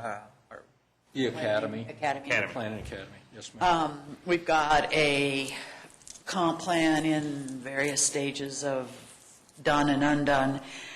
And what I'm wondering is if it would be, it seems to me that this is a subject that has an awful lot of legs and arms, and it also has a great deal of importance to a city's economic, how we move forward, or in good times and in bad times. This council has been challenged with getting through a rough economic time. Other councils have the challenge of getting through a good economic time. And so at some level, it's kind of an opportunity for us to, while I agree that going out there now and trying to do a lot of things is probably not the best thing in terms of we don't have the money to do it, we don't have the staff resources to do it. But is this perhaps not a good time for us to start planning on this, to sit down in our workshop and really spend 3 or 4 hours or, 2, whatever we decide to do, on how do we want the economic development world of Littleton to look? Does it look like the BIAC committee? Does it look like a Chamber of Commerce? Does it look like, there's a committee described in your notes that includes various people from various parts? I don't know what it looks like, and I don't know what all the pieces and parts are, but I'd recommend that this is something that we put on our workshop and really blow it out, and that gives us an opportunity to even spend the next year poking back in on it and seeing some completion, seeing some answers, seeing maybe a strong committee develop from that. I don't know, is council's take on doing something like that, moving it to that? I like that, but I'm wondering, some of what we've talked about, it seems you might do some feelers. I'm not sure. You guys have a better idea of that, to bring to workshop to see just enough to see how some of the ideas we might want to reach out more. Just to see, well, does this look like it has any potential at all as an idea? But, so I don't know, and that may be too short a time for the workshop. We might be able to, and I really kind of need to brainstorm with the team here. We might be able to just give you a status report. I think Chris touched on, we do have conversations and interactions. He mentioned the center which is on the south side of Bowles and Platte Canyon. That gentleman's from California. He came in, he bought that center about 1.5 years ago. He had some first somewhat significant ambitious plans. The recession caught him big time. He's done some modest modifications. He's been very come in to see us, the DRC. We've helped him with some site plan amendments. You know, he's trying to move some tenants around and try to maximize his space. Regency, which is a big national firm that owns the King's, what we call the King Super Center at Littleton Boulevard. You know, they talk to us about some tenants and so forth. So we could probably give you a little status report on what I would categorize as, at least in our judgment, as some of the more passive owners that are pretty, as long as they're getting a rent check, whether it's from a charter school, from a cleaners, or from a chiropractor, if they're getting a certain rent check, they're pretty happy. There are other owners that, and it all depends on what the financial goals are. Some come in at a base and they're looking at maybe 10, 15 years out, so they're investing in the properties. So I think maybe we could give you at least our best sense of what's going on out there with the individual centers. Chris, I think we could probably put together something like that. But When's the council retreat again? February the 18th. Oh, okay, we get January. Yeah, we can do that. Yeah. See, usually when I commit him, he thinks it's 5 o'clock tomorrow. But anyway, so I guess what I'm hearing, I guess it's Councilwoman Brinkman has suggested this gets teed up more for your workshop. I don't know if that fits Mr. Trujillo and Mr. Taylor, so let's put it off for a while. I don't know where we are with a couple of council people who want to get out there and kind of do this more reconnaissance. So I guess, Well, it kind of puts Mayor, wherever we're at. I think it kind of is a compromise between those things, in my opinion. But I'm going to go ahead and make a motion that we put this issue, economic development / redevelopment / business and industry and issues on our workshop in February with content be worked on and developed through communication with staff and council input. Second. Okay, let's vote. Those in favor? Oh, I'm sorry. I'm going to the vote. Discussion. Well, I'm not going to vote against that motion because I figure I can pull a Jim Woods and throw cold water on it at that time just as well. Blanket. It's a wet blanket. I'm developing a terrible reputation. Okay, any more discussion? Jim, in that, you know, it's always nice to say develop that, but I'm looking at least reaching out to the property owners and seeing where some of their eyes, you know, where they're taking a look at things, and whether it's a simple letter that says, hey, you know, you may not be aware there's been a number of things that have happened, you know, some of which we've enumerated here. And just was wondering what you're seeing in your crystal ball as far as your portfolio of properties and where you're going. I think that would just enrich any discussion that we might have, because then it moves somewhat beyond just staff's opinion, and it gets based in some hearing from the property owners as opposed to being an internal discussion. If that's council's direction, we certainly have all their addresses. If you'd like us to send a letter of inquiry about their current investment portfolio and what they're, well, I'll say, let me rephrase it. A drip marketing letter, is that how you characterized it? A little promotion letter that says, dear property owner, dear sir, dear madam, hi, we'd like to, we know you own this property in Littleton. Here's a survey in the last 12 months. We've had X number of dollars of reinvestment in the community. We've had a Mercedes-Benz redevelop. We've had, you know, we've got a 280-unit, $30 million apartment complex being built. We've got a $3 million. We've got a $3 million restaurant going in our historic downtown area. sort of a little bullet point, here are all the promising things, here are all the very positive things going Jim, I'm on. sorry, we have a motion on the table. I'm just trying to clarify, Mr. But I don't, Framings. I think if Phil, if you want to do something like that, that's going to have to be a separate motion. Okay. That doesn't fall under taking this to, I'm going to move to amend the motion to include a reconnaissance of existing property owners as to what their intent, and the content of that would include some recent developments that have occurred in the city of Littleton. I'll second that. discussion on the amendment to the motion? Again, I think it's good to add flavor to what we're talking about if we're going to go deep on this for the council workshop. Basic, I mean, if you send a letter out, you might, to 50 property owners, you might get 5 or 6 comments back, but it certainly would be market intelligence. And I see it as being relatively painless. I think it's a good idea. I absolutely think it's almost critical to have a discussion that isn't just an internally focused discussion, that we actually solicit and reach out to get external input.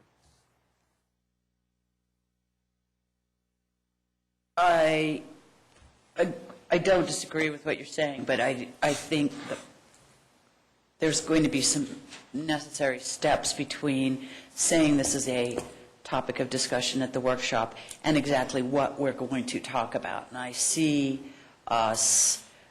staff coming back to us occasionally in staff comments or general business and presenting some thoughts and ideas, so that when we do get into, and the council says, yes, we want us to talk about that, or, we have some discussion over that a bit before we get in there in February, so that we have what we want to talk about, we've got the information we need, so that it's not a waste of time and we don't wish we had gone out and got a lot more. So I agree, Phil, with what you're asking for, but I think that's just probably one of 12 things that would be included in our discussion too. So without trying to dig up each one of those things tonight. I think you asked for the motion, Deb. Okay, so the motion's on the table. Right, and it's fair for me to make a comment and discussion. So does anybody else have any comment? Yeah, so I don't see the proposed amendment to the motion as precluding 10 or 15 more. No, it doesn't. Things coming. It doesn't. So, yeah, so that's okay. Okay, do you want to vote? Yep. Those in favor, say aye. This is Raise on your the hand. amendment, on the amendment. This is a vote on the amendment. Opposed? That was 5 in favor with Jose opposed. And now the original motion with the approved amendment. Any more discussion on the original motion? Okay, we'll vote. Those in favor of the original motion to move this to the workshop? That's 5 in favor. Opposed? Jose's opposed. So it passes. Okay. Okay, so any more discussion on that? We can move to the judge. Okay, thank you, Council. Chris, thanks for your background on this. Council, thank you for the Chris. direction. We'll move forward with these items that you gave us direction on tonight. Okay, our next agenda item is discussion with Judge Anderson. We have 2 topics to discuss. One is the fine schedule, and the other is efficiency and effectiveness of ongoing operations. Judge Anderson? Good evening. Good evening back. What's that? Good evening back. Thank you. I submitted some material. It should be been included in the packet regarding the fine modification. Just as a preface, the Chief Judge has the authority and responsibility to set a fine schedule for use within a city for general ordinance violations, traffic violations, and the like. When I had the opportunity to go through some of the materials that Judge Kimmel had left over in chambers, I found several of the old fine schedules dating back many years, and found that, to my surprise, they seemed to be fairly consistent over the number of years that I looked at them. And I happened to have the opportunity to see that Denver had been doing a study for a different purpose. They're also going to modify their bond schedule, but they were doing it for the specific purpose of trying to increase revenues. And the document was available, and in what I've provided for the memorandum for the study session, there is a comparison table that's in there. Let me just briefly touch on what that is. The first line is the current Littleton schedule, and this is broken down on the 1 through 4 are the number of points of a traffic offense. I'm using that as kind of a baseline because I think it's representative of what we see most of the time. I would say tomorrow when I go in, I'll probably see, well, last week I think we had about 40 general offense cases and about 60 or 70 traffic. So most of what we do are the traffic. The common ones, if you're speeding in the city between 10 and 20 miles per hour over the limit, it's a 4-point violation. If it's 1 to 10 or 3 to 10 or something like that, it's a 3-point violation. Those are the most common ones. There are other things that fall in the 0, 1, 2, 3, 4 category. 0-point violations are generally equipment violations, defective taillights, obstructed view, things like this. Mostly the 0, 1, and 2s are actually ones that the prosecutor used to plead down. So when we base our fines on something, we're usually basing it on one of these 5, sometimes the 6-point violations or a combination thereof. As you can see on the current Littleton fine schedule, the 0 and 1-point violations are 40-point standard fines. There's a 10% surcharge. There's court costs of $15. The 2-point violation is $60. The 3 and 4 are $80. So that's where we are currently. The next one, which is what I call the extended one, was based on a survey that Pat had provided to me, the court administrator, from a study that had been done sometime about a year ago, I believe, and distributed. I've seen some of these same figures used in other jurisdictions as well for comparison purposes.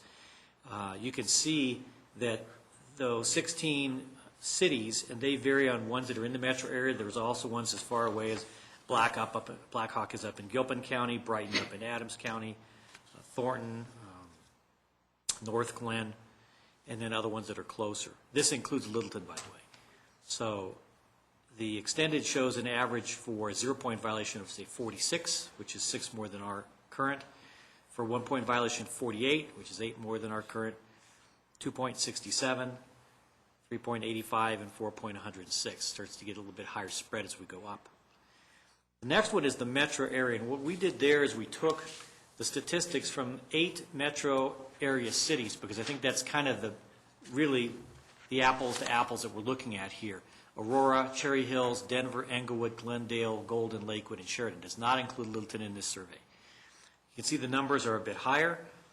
50 for the 0-point, 58 for the 1, 71 for the 2, 88 for the 3, and 109 for the 4. So they've gone up a little bit more. The Denver study was what they had used for their comparison purposes and made available to the public.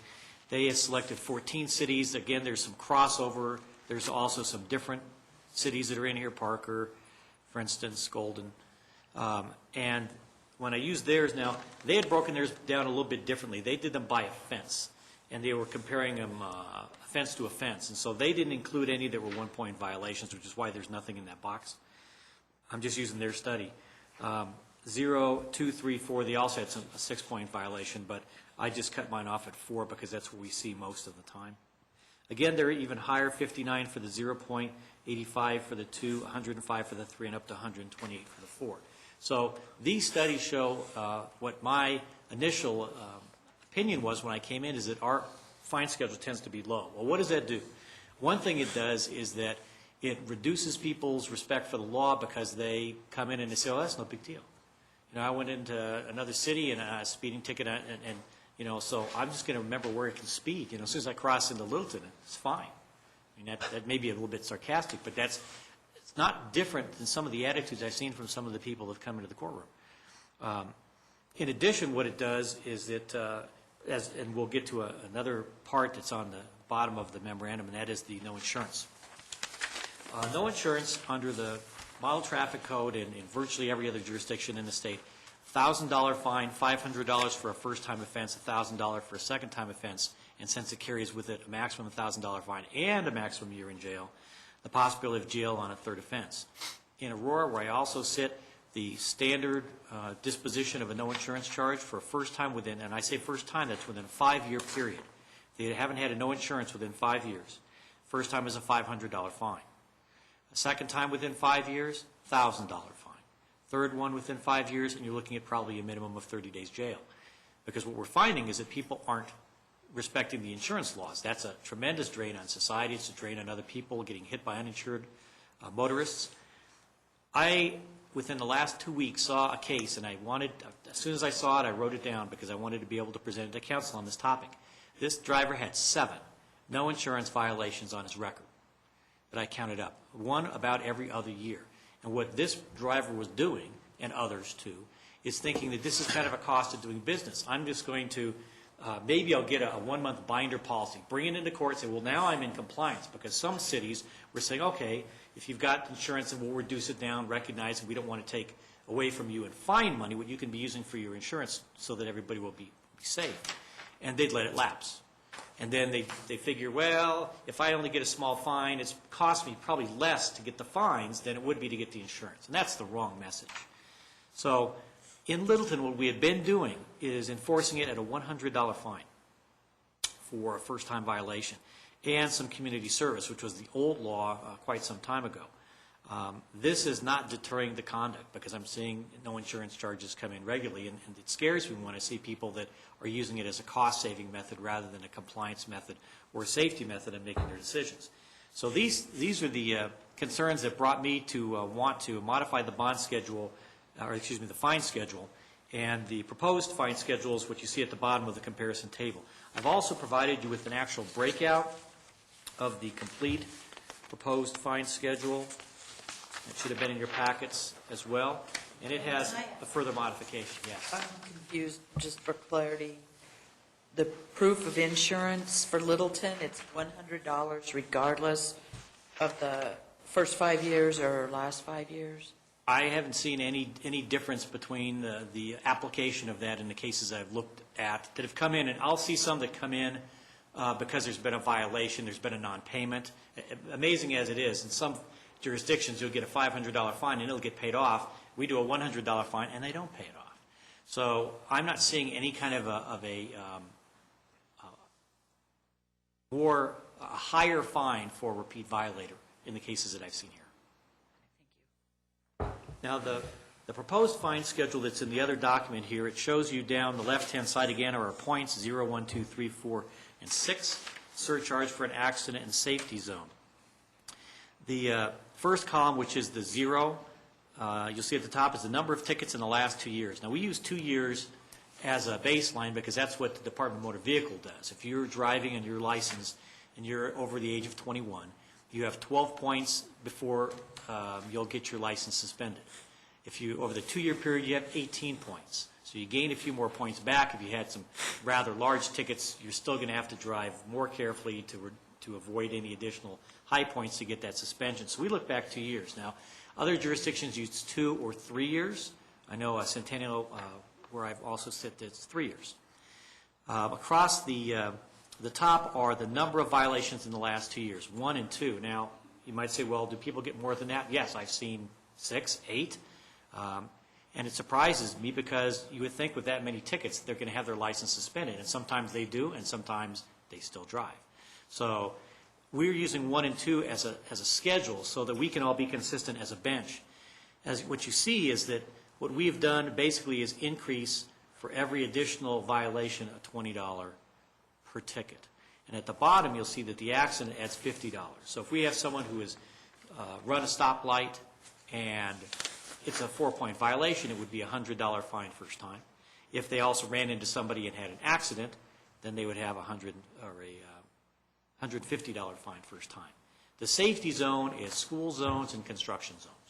And what we do, and I think we are consistent with many of the other jurisdictions, is double it in a safety zone. You'll see some of the signs that say beginning and end of double fine for safety zones.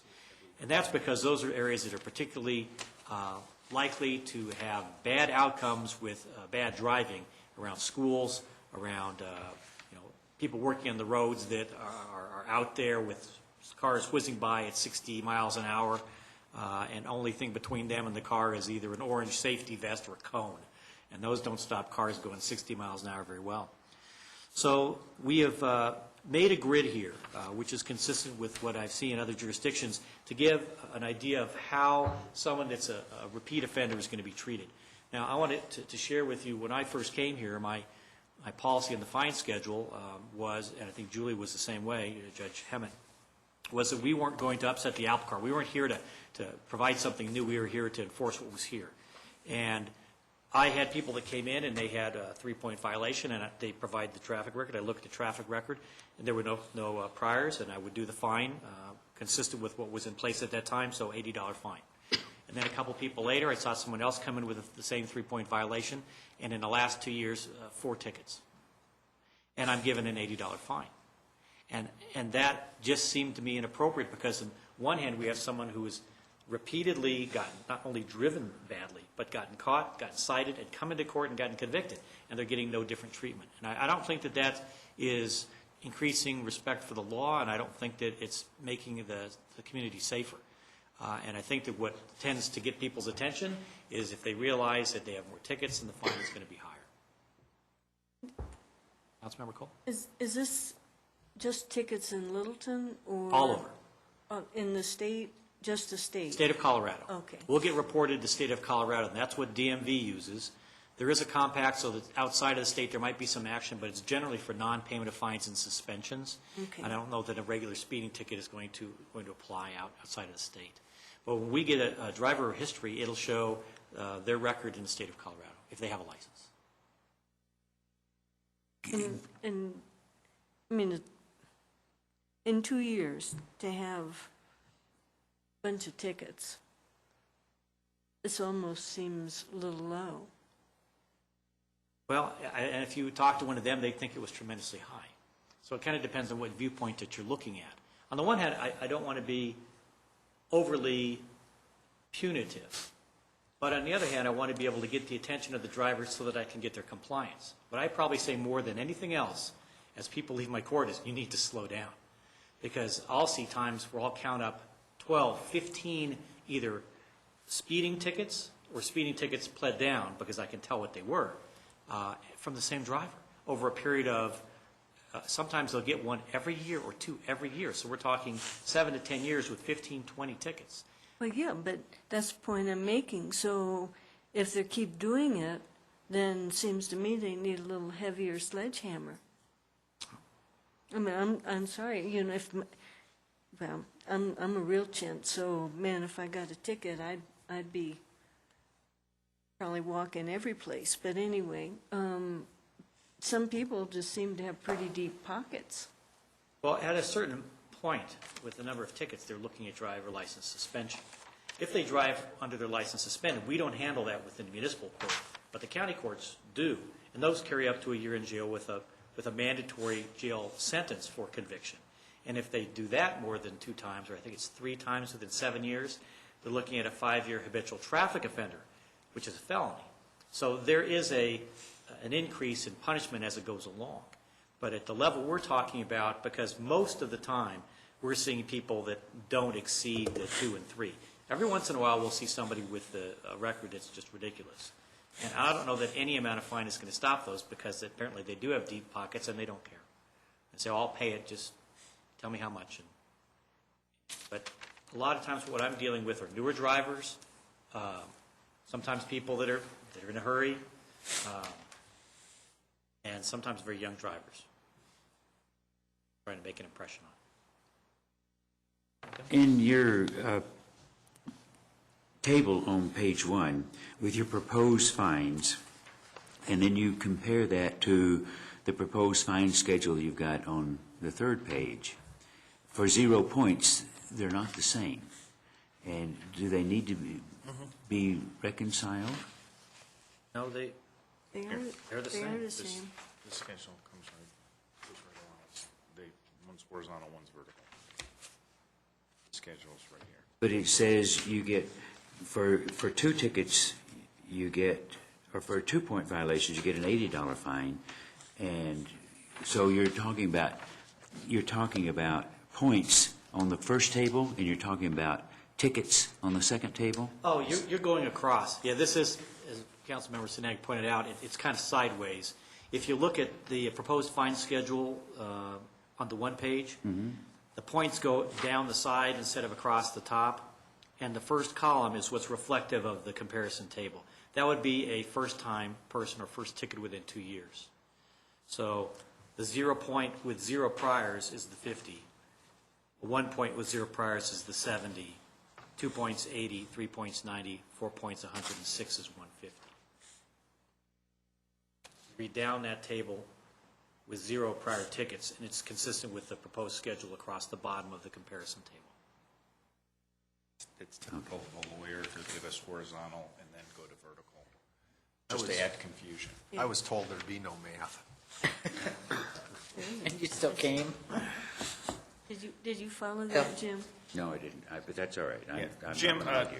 looking at the proposed fine schedule, just so I'm understanding, is the violation points with prior tickets, that schedule, those amounts do not yet include the 10% victim fund surcharge? Correct. And that Or the court costs. Or the court costs, which is, in our instance, $15. $15 in addition to that. With regard to the additional special traffic fines shown in the middle there, Right. are those carryovers or changes from existing fines? Those are changes. I think our HOV violation right now is 80. I think the adult seatbelt, I brought my current fine schedule.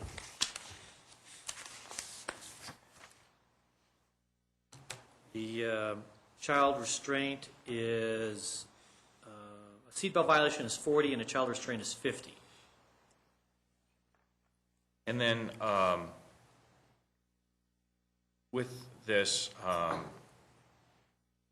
you're adding to the no proof of insurance, and you're saying our current schedule on that is, or what appears to be, is $100 regardless of the frequency that currently occurs in this. And any idea how these amounts relate to 6 months of insurance premium, or? Depends on where you go. I mean, I've seen, State Farm, Allstate, what I would consider to be a legitimate insurance company. I've also seen some where the insurance company is some guy's first name, insurance company. Dan's insurance company. So I have no idea, because a lot of times what they'll show will be a letter of coverage, which will show that they're in compliance with the mandatory amounts that are needed for bodily injury and the like, but nothing about the premium payment. And just comment maybe to catch some of your reaction. Someone comes in and they have an offense, and it's, they're rarely in court. This is something that's not going to build any kind of deterrence or any less respect in what they're doing. Where your intent is to particularly try and garner the attention of repeat offenders in this, so that they would understand, hey, we're looking for safe streets here, and this is something to pay attention to. And with this, we're not looking to generate revenue as much as, particularly in the instance of repeat offenders, trying to gain more respect and safety. Right? Right. Now, we also, a lot of times, we are also deal with young offenders. And those are new drivers, 16, 17-year-old drivers. I had one kid that came in and, honest to God, said, I made my first right-hand turn. I pulled out, went down the street, my first right-hand turn, and ran into a car on the corner. And his mother was there and said, that's what he did. And so, I spend probably more time with young drivers because I have a young driver in my family, and within the first year he was driving, he had an accident. And so this is not something that is unusual to me. But I think that young drivers, they get that license, they've had to go through the graduated year to get the license, they had to get their 50 hours, 10 at night, they maybe had to take a class, they maybe went to a Live at 25, or they did a driver's ed, something like that. They've got their license, and now under the law, they can get in that car without an adult, and they can drive. And they think that that means that they're as good a driver as they're ever going to be. And they're probably as bad a driver as they're ever going to be, because the experience that they gain behind the wheel is going to be the real tell. And most of the time that I see kids, they do two things. They speed and they run stop signs. And the parents are there because they have to be at that age, and I spend some time with them, and I talk to them and talk to the parent, and how do they do otherwise. And a lot of them are good kids, good grades, athletes, have jobs, things like this. And what I just want to impress upon them is that they only get 5 points before they're going to lose their license, unlike an adult. And this is something that they need to learn these skills, and they need to learn them now. Because one, they're going to get their points taken away and maybe lose that license that they treasure so much. Or two, the parents might simply say, well, we're not going to financially be responsible for you anymore. We're not going to pay for the insurance, and without that, you're not going to drive anyway. And I think that the kids hear that. So even though sometimes we're talking about first-time offenders, and understand that this is a schedule. It's not hard and fast. So when we look at it, we look at aggravation. We also look at mitigation. We look at people that have driven for maybe a number of years and have no tickets on their record. And that would be a case where we would be going down from the schedule instead of up. So there's always a bit of discretion that's built into that, and we recognize it both ways. One last practical question. On the safety zone, doubled the amount. Does that require a posted sign for fines doubled, or is it merely the presence of workers in bibs and orange cones? It has to be posted as a safety zone, either a construction zone or a school zone, but it doesn't have to say that the fines are doubled. So it's, I realize most of our school zones are posted, so it was more the construction zones. Does our public safety folks, Charlie's not here to ask the question, do they regularly post that they're involved in construction? The contractor actually has to do that, and they submit a sign plan. It has to be in accordance with the sign plan that they submit, indicating like it will have flashing lights or it will be X amount of the size. So between our enforcement staff, whoever would be doing the construction, at least if they're reading it, there's no ambiguity. If they're following their plan, there's no ambiguity. Well, and if they're not following their plan, then it's not a traffic control device because it's not posted properly, right? I have a question on that. If the construction is not occurring, but it's clearly, say it's a Sunday, is that still enforced on the double? There's if I'd known that question was asked, I'd had this at my fingertips, but there's a time frame during which it has to be from the construction. So if the construction stops at 5 p.m., there's a leeway period, I think it might be 2 hours, after which it's not a safety zone. It's not enforced as a safety zone if it's not actively being used. Obviously, the school zone, it's easier because the lights aren't on. If it's in the summer, we turn those off, or then they aren't treated as a school zone at that time. When was the last time, I don't know if you may even know, that we did raise fines or reviewed fines? Boy, I don't know. I don't think you typically review them because they're generally just adopted by the judge. So I don't know when you say we, they haven't typically come to council. I think Judge Anderson brought them just because it was new and he wanted to advise the council of what he was doing and get some feedback. But you don't actually have to approve them. Okay. And then what is, I guess, the approximate average of a plea down? Was it I would say that's a more difficult thing than to say the fine. And the reason for that is because it really depends upon the discretion of the prosecutor, and the prosecutor's looking at several things. Some of the same things I look at for the fine amounts: how old the driver is, how long it's been since they had a ticket, what kind of tickets they had in the past, did they have an accident, those type of things. And also, they have the ability to agree to a lower amount of points if, for instance, the driver takes a defensive driving class. And so you might get a better deal, and sometimes they'll say, well, you have a 4-point ticket, I'll cut it down to 2 points if you'd like to plead guilty straight up, or 1 point if you'll take a Littleton defensive driving class, and then we know that they're getting some skills as well. So that will vary.